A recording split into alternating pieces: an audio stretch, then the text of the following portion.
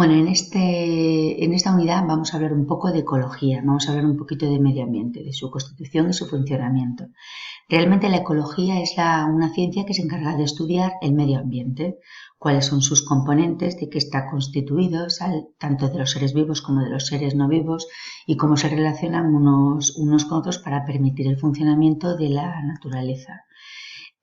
Para poder estudiarlo, lo que hacemos es coger una unidad más pequeña, que es lo que llamamos ecosistema. El ecosistema es la unidad estructural funcional del medio ambiente.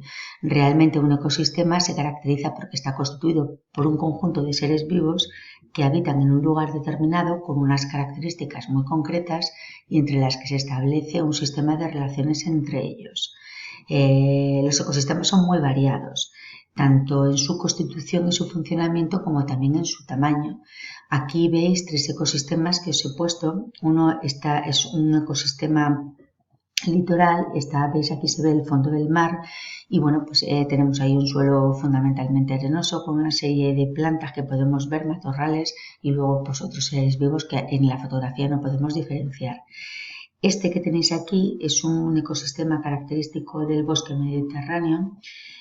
Aparece un árbol típico, que es este que tenéis aquí, que es el alcornoque. Veis que le falta la corteza, con ella es con lo que se fabrica el corcho. Luego este último pues es un ecosistema, pues concretamente es un sistema de corales. Aquí podemos ver dos grandes grupos de ecosistemas. Muchas veces los dividimos en ecosistemas terrestres y ecosistemas acuáticos, según estén sobre la superficie de la Tierra o bien en una zona marina o de agua dulce. El conjunto más grande de ecosistema que podemos tener es lo que llamamos ecosfera. La ecosfera realmente correspondería a la Tierra, estudiaría el funcionamiento de todo el sistema Tierra. A su vez está constituido por un montón de ecosistemas de diferentes tamaños. Cuando yo quiero estudiar un ecosistema, pues realmente puedo hacer un estudio de un ecosistema muy grande, ya no de la ecosfera, que también son de otros más pequeños, como de un bosque, el ecosistema de una duna o incluso el ecosistema de un muy pequeño, como podría ser el ecosistema de un tronco de un árbol o de una charca. Qué seres vivos son los que habitan ahí y cómo es la dinámica de cómo es el funcionamiento de ese ecosistema. Sus componentes los podemos diferenciar en dos grandes grupos, lo que llamamos biocenosis y biotopo. La biocenosis es el conjunto de todos los seres vivos que constituyen ese ecosistema, que se encuentran en ese ecosistema, mientras que el biotopo es la parte inorgánica, es decir, son las características físico-químicas que caracterizan a ese ecosistema. Realmente el biotopo muchas veces lo relacionamos con aquellos factores que determinan el clima de una zona, de una región concreta, de un ecosistema concreto. También la parte geológica, como es el suelo, la estructura, su geomorfología, etc. Entonces, el conjunto de todos los seres vivos, la biocenosis, cuando se establecen relaciones entre ellos, condicionan, los seres vivos que hay en un ecosistema, condicionan las relaciones que se dan entre los propios seres vivos que habitan allí.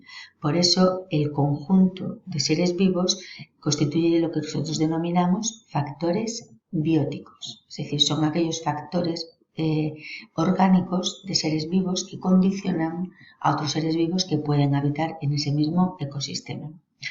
Cuando yo estoy hablando de aquellos factores que determinan el biotopo, es decir, las características físico-químicas que también condicionan las características de ese propio ecosistema o de los seres vivos que habitan allí, pues entonces yo estoy hablando de lo que denominamos factores abióticos, es decir, aquellos factores físico-químicos que condicionan las características del propio ecosistema y que condicionan las características de los seres vivos que habitan allí, es decir, de la biocenosis de ese ecosistema.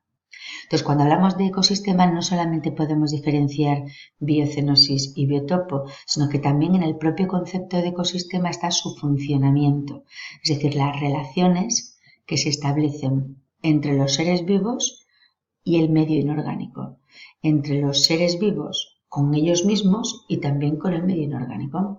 Entonces, estas relaciones que se establecen son las que van a determinar el funcionamiento del ecosistema. Por eso el ecosistema es el conjunto de las tres cosas.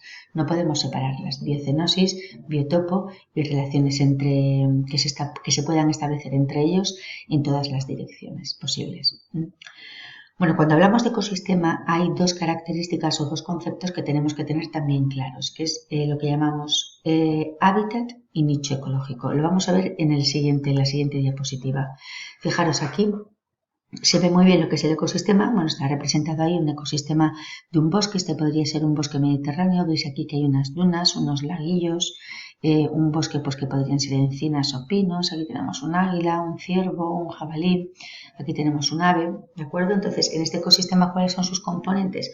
Pues por un lado tenemos el biotopo, las características físico-químicas de este ecosistema que determinan lo que llamamos factores abióticos. Entonces, la energía que llega del sol, la temperatura que determina, las rocas que existen allí, cómo se organizan, el viento, las precipitaciones, etcétera, las características del suelo, el pH, etcétera. Y luego la biocenosis, el conjunto de seres vivos que habitan en ese ecosistema, tanto los vegetales, estos que veis aquí tenéis las plantas, como todos los animales. Aquí vemos animales, todos los que vienen representados son animales vertebrados, pero como podéis imaginar también estarían los invertebrados, incluso otros reinos inferiores, como pueden ser el reino moneras, protoctistas, etcétera. Bueno, pues biotopo, biocenosis y las relaciones que se pueden establecer entre ellos. Bien, pues cuando estamos hablando de los ecosistemas, cuando estamos hablando del medio natural, es muy frecuente utilizar el concepto de hábitat y nicho ecológico. El hábitat realmente hace referencia al medio en el que vive un ser vivo. O sea, normalmente cuando utilizamos el concepto o el término de hábitat, nos estamos refiriendo al biotopo, aquellas características que determinan factores climáticos y también la geología del entorno. Realmente no es solo el biotopo, también engloba los seres vivos que hay allí. Por ejemplo, yo puedo decir, ¿cuál es el hábitat de un jabalí? Pues es el bosque mediterráneo. El bosque mediterráneo no solamente está caracterizado por unos parámetros ambientales de temperatura, etcétera, sino que también en el bosque mediterráneo existen otros seres vivos que pueden ser, por ejemplo, estos que veis representados en este dibujo. Otros animales, como veis aquí un ciervo, etcétera, y también unos seres vegetales. Entonces, muchas veces hábitat, lo importante es que hábitat hace referencia a zona geográfica, ¿no? A un espacio concreto que es el que forma ese ecosistema. Cuando yo hablo de nicho ecológico me estoy refiriendo a los seres vivos. El nicho ecológico es el papel o la función que desempeña un ser vivo en ese ecosistema. ¿De acuerdo? Por ejemplo, aquí tenemos un ciervo. Decimos, bueno, ¿cuál es el nicho ecológico del ciervo? Bueno, pues el nicho ecológico es la función que realiza este ciervo en este ecosistema. En este caso, el ciervo es un herbívoro, se alimenta de vegetales. ¿Es el mismo el nicho ecológico de un ciervo que, por ejemplo, del jabalí? No, el jabalí es omnívoro. Entonces, el jabalí se alimenta tanto de vegetales como de animales.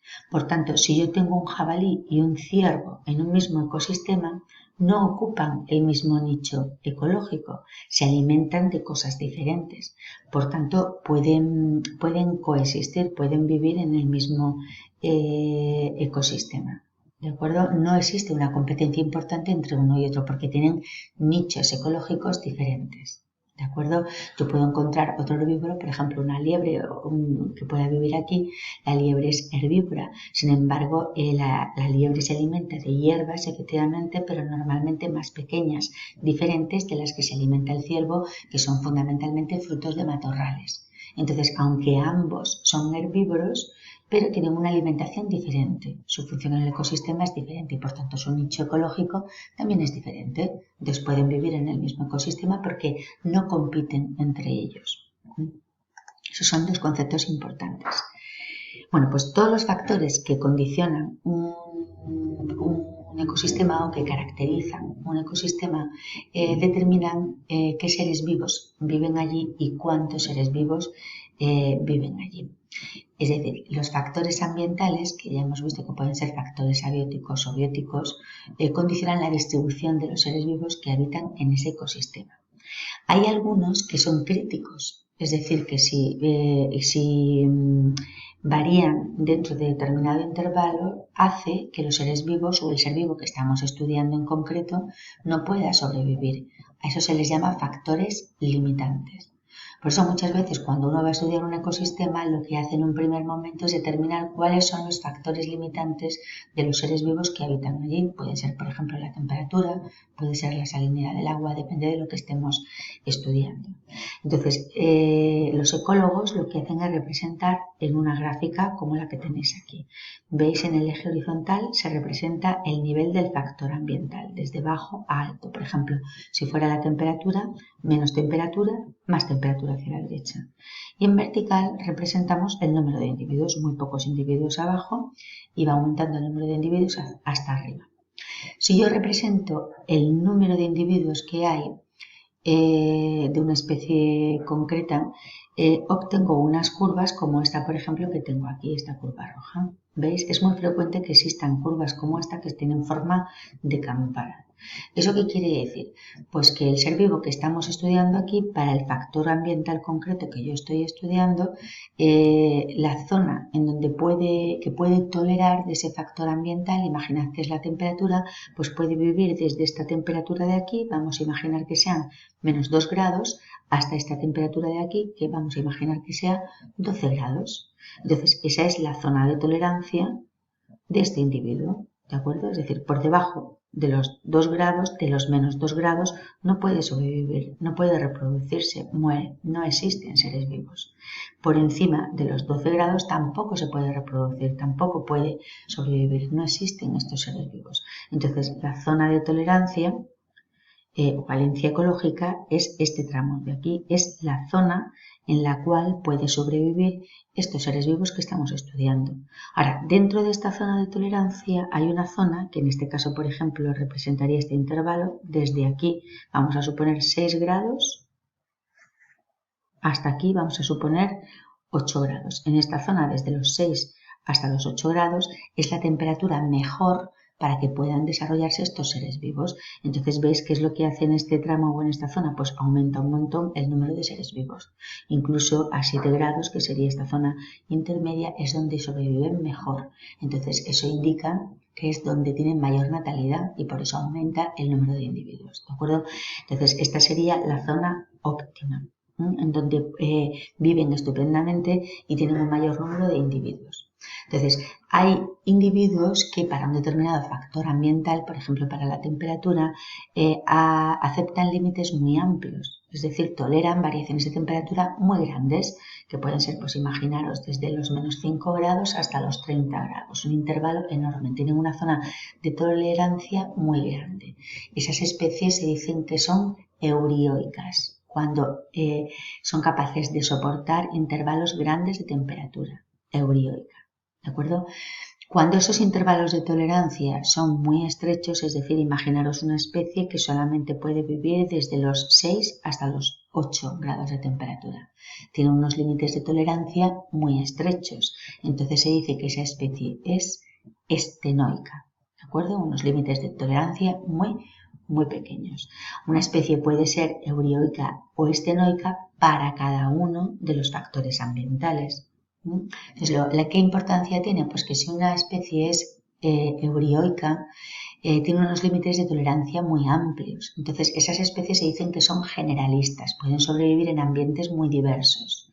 Sin embargo, si yo tengo una especie estenoica, quiere decir que tiene un intervalo de tolerancia muy estrecho. Entonces, puede sobrevivir en ambientes muy reducidos.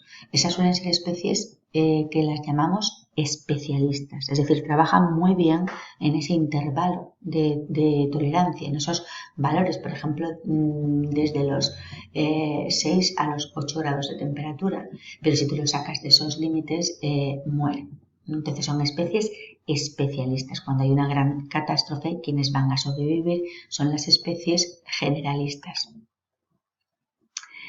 Bueno, pues lo que vamos a hacer, los factores ecológicos, ya hemos visto que tenemos los abióticos y los bióticos. En general, los factores abióticos determinan adaptaciones en los seres vivos que habitan allí y los bióticos determinan relaciones entre unos y otros de los seres vivos.